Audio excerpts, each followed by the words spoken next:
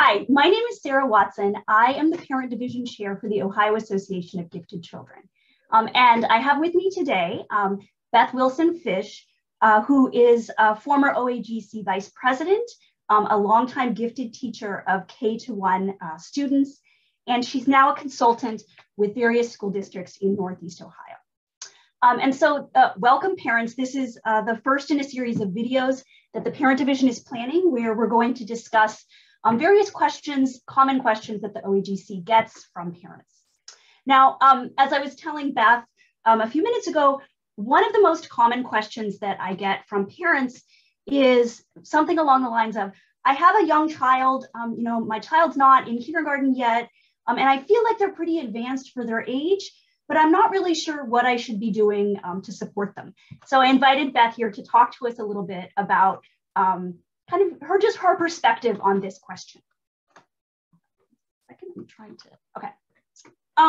So Beth, one of the questions related to this that we frequently get is, should I have my young child assessed for giftedness? So what are your thoughts on this question? There's a lot of debate out there, in all honesty, about assessing children at such a young age. I think if your child has those exceptional qualities that are a bit out of the norm, and you would know after consultation with different people if you should maybe pursue an assessment. The one thing I would caution you about is that assessment may not be recognized by a school district if your child is being assessed prior to kindergarten. And that's for a variety of reasons, including what assessments are actually available on the state assessment list, because we are held to certain assessments in our school districts that would qualify for gifted identification. But also look at that age, the age that the assessment is able to be administered, if it's on the list, and if the school district is actually going to recognize that assessment. It's kind of a very convoluted answer, in my opinion. It's not always such a cut and dry. There really aren't a ton of assessments out there either that are going to address those gifted tendencies of our students. Yeah, and I will just add, I know that the National Association of Gifted Children also reminds parents that these tests at early age, or the results are often not very robust. So, you might give it to a kid once and they're here, and another time they're here. And so that's also why they recommend generally that you wait until 5 or 6, which is not to say that it's never appropriate to do it at an early age. But exactly, and I would agree with that. It's not that it's never inappropriate or appropriate. It's not that it's never appropriate. I am definitely tongue-tied. I'm also, though, a believer in early assessment and working with children who are gifted. I am definitely a proponent of that, because I believe if we do work with our high ability children and provide those experiences for them early on, that they will continue to grow. So it's kind of a fine line to walk there. Yeah. Now, what about early entrance to kindergarten as an option for families? I definitely think it's something that if you believe your child, would thrive in that early entrance to kindergarten type of an environment, that you should definitely pursue. I would definitely set up that conversation with the school district, find out what their parameters are for evaluating your child.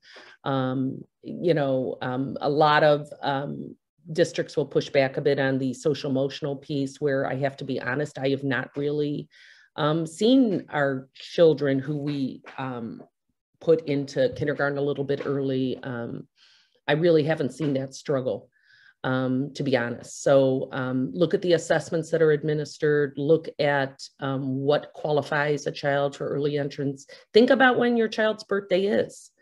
Actually going to fall. Many parents that apply for early entrance, children's birthdays are, depending on the school district and when kindergarten, what we call the kindergarten cutoff is, is early in August, some are August 30th, some are September 30th, but Many of the students that we see being referred for early entrance tend to fall in maybe in October, November, and sometimes December birthday. There are children who are referred in January on. Make sure that that's a good fit for your child. Yeah. And one more thing I would add here is also just make sure you know your school district's calendar for getting those assessments done, because they can happen somewhat earlier than you might expect. So you want to kind of have that on your radar if that's something that you're thinking about. Yeah, very good point. And the other thing I think I would suggest is if you're even remotely contemplating early entrance, make sure you visit the school during like a kindergarten information night that they may have. Go sit through those meetings to see what is kindergarten going to look like for your child. You are able to attend that meeting, even if you're not necessarily placing your child in kindergarten that year. You might be contemplating the early entrance, and you want to have a really good feel for what's going to actually happen day to day for your child in that classroom. Great. So a related question that we get from parents often, so they may say, okay, I'm not really that worried about having an assessment done at this point, but I still would like some ideas about how can I support my young child. Do you have any thoughts on this, Beth? Well, I'm a huge supporter of reading. Read. Read to your child. Let your child read. And read is looking at the pictures, looking at the letters, thumbing through the books. Go to the library, get that library card early on. There's such a wealth of literature out there for our children. Please enjoy that. It's a wonderful, wonderful tool for our kids to really grow and thrive and develop language and a passion for reading. And then I would say too, be sure you do follow their passions. You will find that your child may have some very strong interests.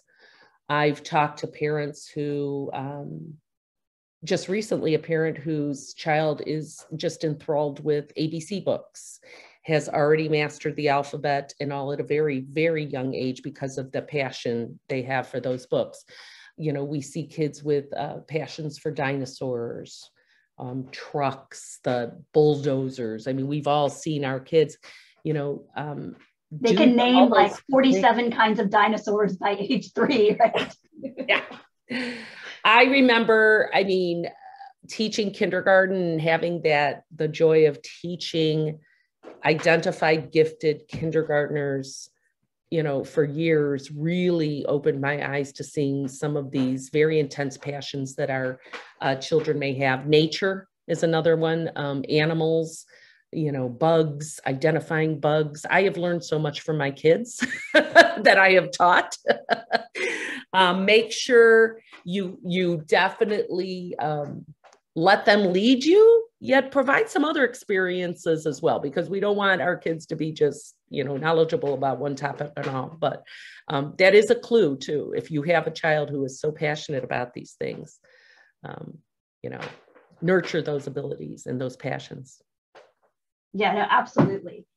And then as families, so maybe families aren't interested in early entrance, but as their children develop and are approaching kindergarten, what type of advice would you have for them here?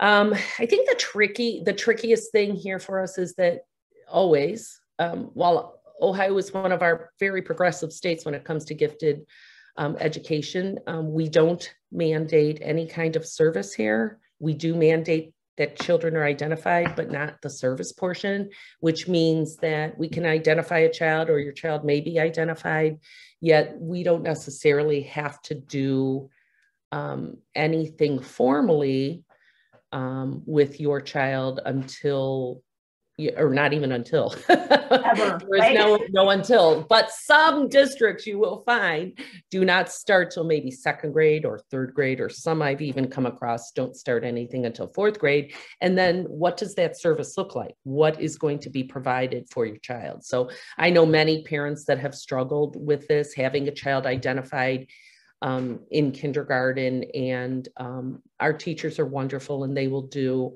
what they're able to do with the child. But until that is formally mandated, or service is not provided in your school district until a certain grade level, you may find that perhaps your child's needs aren't always being met to your expectation.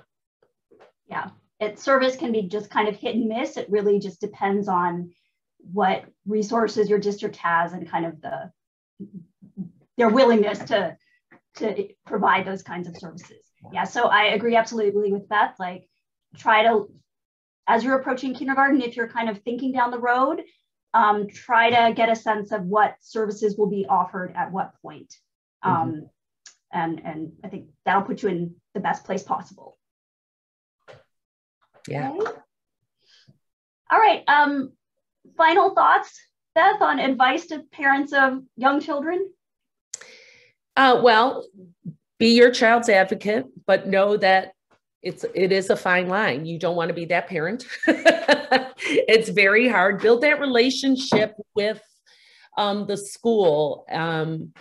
Build that relationship initially at that kindergarten information night, or through any other venue that may be offered at the school. You may be coming into first grade, for example. Make sure you get to know the school. Make sure you get to know services and opportunities that are available for your child. Some districts have questionnaires that they put out prior to maybe your child entering a certain grade. Be honest. Be honest. Let them know as much about your child as you can, and be that very quiet but powerful advocate behind your child. Collaboration, can't say enough about building that relationship with not only the teacher each year, but with the school and the school community. Yeah, be an ally for your whole school, not just, you could be an advocate for your child, but also an advocate and an ally for your whole school. I think that can really help. You can advocate for your child, but for lots of kids in your district. And I think that often gets better results. Your school will view you as a partner, not necessarily as like a squeaky wheel, so to speak. Exactly. There are so many opportunities for our kids in our public schools, in our private schools, so many things that we have available.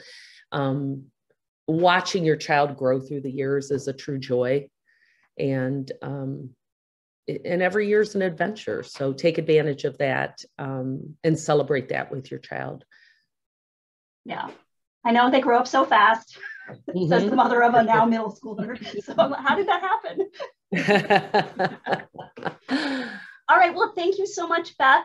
We really appreciate your insight here. And to parents out there, if you have any additional questions, follow-up questions, thoughts, feel free to reach out to us. My email is on the OAGC website. I'm happy to talk through concerns with parents. And if I don't know the answer, I can try to put you in touch with someone who can. So thank you, everybody. Great. Thank you, Sarah.